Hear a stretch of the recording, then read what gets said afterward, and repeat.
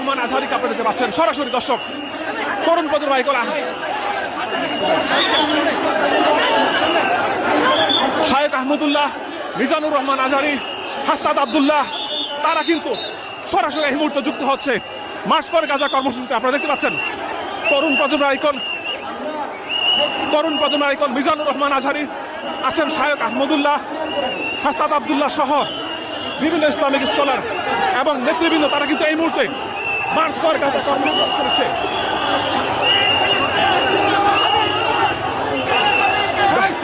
তরুণ প্রজন্মের আইকন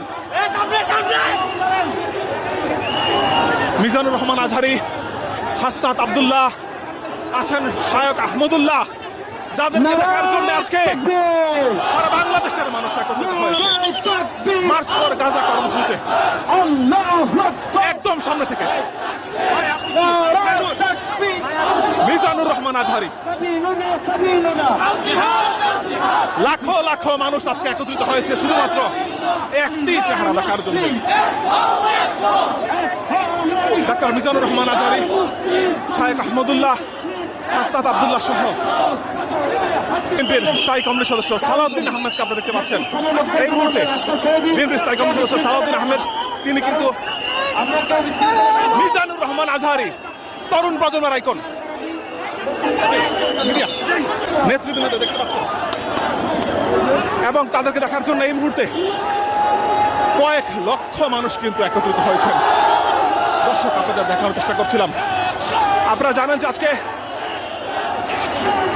আমরা যে সামনে থেকে আরেকটু দেখানোর চেষ্টা করি,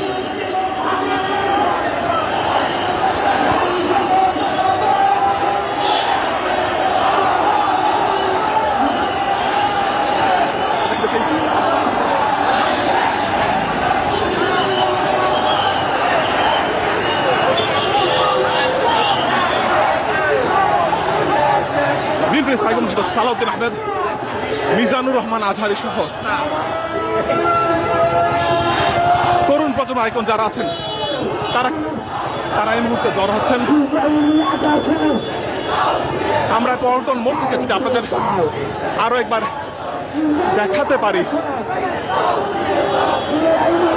ফিলিস্তিন মুক্ত হোক, ইসরায়েল নিপাত যাক, এরকম